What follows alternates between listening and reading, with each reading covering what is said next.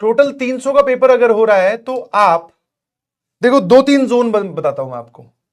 एक 100 से लेके 120 वाला जोन है, दूसरा 120 से 150 वाला जोन है, और फिर 150 से 180 वाला है, और लास्ट इज 180 से लेकर 210 वाला है, और लास्ट वाला जो है 210 प्लस है। ये आप बोल सकते हो कि कंफर्टेबल या फिर मतलब ड्रीम जोन आ गया। मतलब यहां पे आप पहुंचने की कोशिश करो। जो लोग यहां पे ऑलरेडी हैं वो इसको मेंटेन करने की कोशिश कीजिए। ये वाला सर कैसा जोन आ गया हमारे पास में, ये फ्रूटफुल जोन आ गया। मतलब यहां पर आप रिलैक्स कर सकते हो, बट यस रिलैक्स के बाद में भी हमें ड्रीम जोन में पहुंचना है।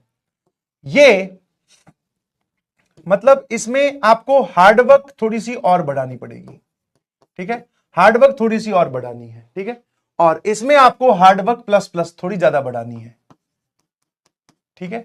और अगर आप इस जोन में हैं तो फिर आपको एक बार अपने रिवीजन पे और नोट्स पे इन पे ध्यान देना चाहिए, या फिर क्वेश्चन प्रैक्टिस पे ध्यान देना चाहिए, क्वेश्चन प्रैक्टिस पे। और इससे नीचे अगर हैं तो आपके बेसिक्स ही कमजोर है बेटा। बेसिक्स क्या है? कमजोर। तो उसके लिए सर आप नोट्स को रिवाइज करो, डीपीपी सॉल्व कीजिए, बेसिक बेसिक जो सवाल होते हैं पहले उन पे काबू करो, फिर आगे बढ़ो। तो आप लोग जोन वाइज आगे बढ़ते जाएं। अगर आप 100 से नीचे हैं तो प्लीज आपके बेसिक्स कमजोर जा रहे हैं, आप रिवीजन या फिर आप जेई प्रिपरेशन को सीरियसली नहीं ले रहे हो, टेस्ट को सीरियसली नहीं ले रहे हो। ये डिस्कशन होना भी जरूरी है, बिकॉज आपके टेस्ट के नंबर आते जाएंगे। आप धीरे धीरे सीधा यहां से यहां जाने की कोशिश मत करो। 1 स्टेप, 2 स्टेप, 3 स्टेप, 4 स्टेप, ठीक है, आराम आराम से आगे बढ़िए प्लीज, कोई दिक्कत नहीं है। क्या मेरी बात समझ में आई? है ना?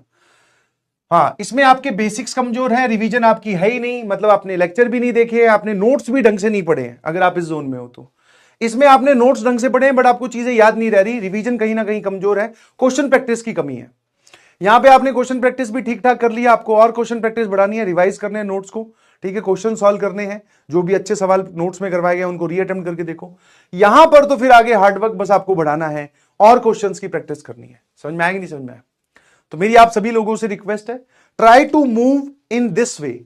यहां से पहले यहां, मतलब टारगेट अपने आप को दो कि मुझे सिर्फ अपने अमाउंट में या मेरे जो मार्क्स आए उसमें 20 नंबर या 30 नंबर बढ़ाने हैं। और जब आप एनालिसिस करते हो तो आपको साफ साफ वो दिखाई देता है कि यार 30 नंबर मैं यहां बढ़ा सकता था। एनालिसिस से पता चलेगा कि आप कहां वो नंबर बढ़ा सकते थे। यहां आ जाओ, फिर यहां जाओ, यहां आ जाओ, फिर यहां आ जाओ, यहां आ जाओ, यहां आ जाओ, फिर यहां आ जाओ, और जैसे ही आप इस जोन में आ जाओ तो यहां आप मेंटेन करो। और इनफैक्ट ये वाला पूरा का पूरा आप एक सेफ जोन बोल सकते हो। ये क्या बोल सकते हो? पूरा का पूरा एक सेफ जोन। 180 ज्यादा अगर आप स्कोर कर रहे हो तो। क्या मेरी बात समझ में आई? पोल की जरूरत नहीं है भाई, पोल की जरूरत नहीं है, आप अपने आप को लोकेट कर लीजिए, पोल वोल लिखने की जरूरत नहीं है, ठीक है ना? पिछली बार भी पोल कंडक्ट करवाया था मैंने, मुझे रिजल्ट पता है, बहुत सारे बच्चों के जो हैं वो मैक्सिमम बच्चे इसमें नहीं थे, यहां कहीं लाई कर रहे थे, ठीक है।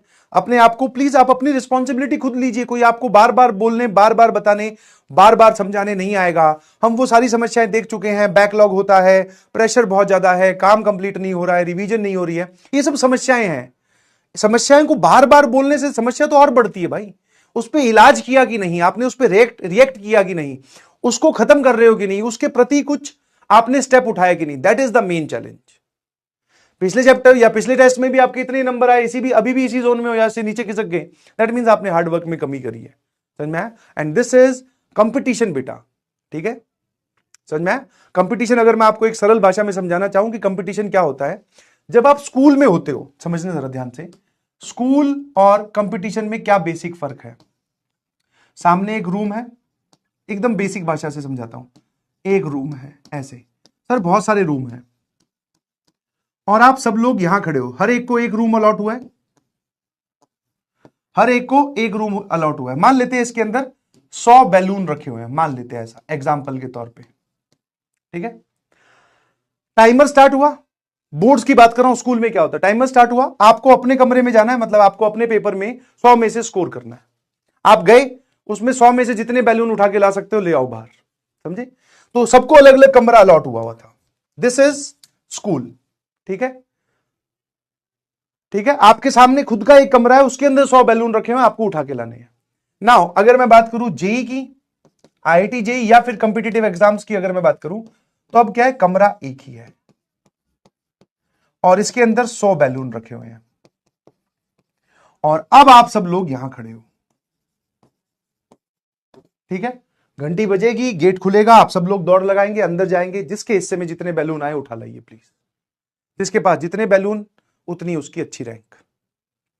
नाउ सर, अब इस मामले में क्या है, हमें बाकी लोगों से तेज भागना है और वहां उस कमरे के अंदर पहुंचने के बाद में भी स्ट्रेटेजी से काम करना और वहां से मैक्सिमम बैलून उठा के लाने हैं। यहां पर हमें कोई इंटरफेयर करने वाला नहीं था, हमारे कमरे में कोई और नहीं घुसेगा, हम ही जाएंगे, हम जितना बटोर सकते हैं बटोर लेंगे। यहां तो सर हमें इनसे कंपीट करना है, इनसे तेज भागकर इस कमरे में पहुंचना और वहां जाकर भी हमें अपनी सीट के लिए, अपनी रैंक के लिए छीना झपटी करनी है। समझ पा रहे हो व्हाट इज द डिफरेंस? है ना? तो सर यहां पर तो बहुत तगड़ी मारा मारी है। मैंने कहा हाँ ठीक है। तो दूसरा कितनी मेहनत कर रहा है, उसकी स्पीड कितनी तेज है और वो किस लेवल पे प्रिपरेशन कर रहा है, ये आपको नहीं पता। Everybody is studying eight their home, सब लोग अपने अपने घर पे पढ़ाई कर रहे हैं भाई। तो आप अपना मैक्सिमम अटेंड करने की कोशिश कीजिए। आप कोशिश करो कि आप हर दिन अपने आप को इंप्रोवाइज कर रहे हो, हर टेस्ट बाय टेस्ट अपना जोन शिफ्ट कर रहे हो, धीरे धीरे आगे बढ़ रहे हो। मैं नहीं बोल रहा कि एकदम 100 से भी नीचे आ रहे हैं सीधे 210 आ जाएंगे, नहीं होता। ये सीधा रास्ता जंप करने वाला कुछ नहीं होता। टाइम बाय टाइम आप आगे बढ़ेंगे, ठीक है। तो प्लीज इस चीज को दिमाग में रखिएगा प्लीज, ठीक है। कंपटीशन आप लड़ रहे हो, है ना, और कंपटीशन अगर आप लड़ रहे हो तो आपको ये फील भी रखनी पड़ेगी कि बाकी लोग कितनी मेहनत कर रहे हैं। जब आप टाइम वेस्ट करो तो अपने आप को थोड़ा सा एक सिग्नल ये भी दे दिया करो भाई कि तू तो टाइम वेस्ट कर रहा है। क्या इस भारत में अलग अलग जगह प्रिपरेशन करने वाले अलग अलग बच्चे सभी टाइम वेस्ट कर रहे हैं उस टाइम फ्रेम में? सभी नहीं कर रहे सर, मैक्सिमम कर रहे होंगे टाइम वेस्ट, सभी नहीं कर रहे। इसीलिए सर मैक्सिमम का सिलेक्शन नहीं होता। सिंपल सी कहानी है, समझ गए?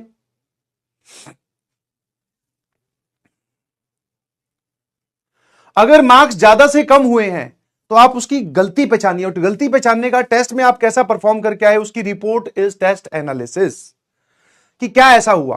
और ऐसा कुछ ज्यादा इसमें हाइपर होने की जरूरत नहीं, हो सकता टेस्ट डिफिकल्ट हो, टेस्ट डिफिकल्ट हो। अगर आपका एक मतलब आपका जोन जो है पीछे किसका है, तो आप ये देखो कि आपकी रैंक कैसी आई है, रैंक इंप्रूव हुई है कि नहीं है। हो सकता है टेस्ट डिफिकल्ट हो, हर एक टेस्ट में 200 से ऊपर नंबर लाना अच्छी बात या फिर आसान बात थोड़ी है, नहीं ला सकते सर, क्योंकि बार 150 नंबर भी बहुत अच्छी रैंक आ जाती है। तो जब अगर आप जोन आपका पीछे गया है या फिर आपके नंबर कम हुए हैं तो आप ये देखो कि बाकी लोगों का क्या हुआ है, आपकी रैंक कहां गई है। रैंक पीछे गई है दैट मींस गड़बड़ है, रैंक वहीं रही है आगे बढ़ी है तो फिर ठीक है, कोई दिक्कत नहीं है, ठीक है। क्या मेरी बात समझ में आई? और दूसरा, मैं हर बार एक ही बात बोलता हूं कि situation is critical, situation is difficult, school भी है, क्लासेस भी हैं, मैनेज करना थोड़ा मुश्किल है, बट यस आपको मैनेज करना, इसी सिचुएशन से लड़नी है। और हर एक की अपनी अपनी गलती है उस पेपर में, जो आप कल पेपर दे के आए हो, हर एक की अपनी अपनी गलती है। किसी ने नेगेटिव मार्किंग ज्यादा कर ली, किसी ने रिवीजन नहीं किया, किसी की कैलकुलेशन एरर होगी, किसी ने आसान सवाल छोड़ दिए, कोई आसान सवाल तक नहीं पहुंच पाया। उन गलतियों को लिखिए प्लीज, क्योंकि जब आप चीजें लिखते हो तो आपको दिमाग तक क्लियर पिक्चर जाती है कि अच्छा इस चीज पे मुझे काम करना है। मन ही मन में सोच लो, वो मन ही मन में सोची हुई बात 5 मिनट बाद में गायब हो जाएगी और फिर हम वापस वैसे ही हो जाएंगे। सर वैसे नहीं होना, हमें अपनी गलतियों से सीखना है, अपने आप को दिन बर दिन बेहतर बनाना है, बस और कुछ नहीं है, ठीक है। चलिए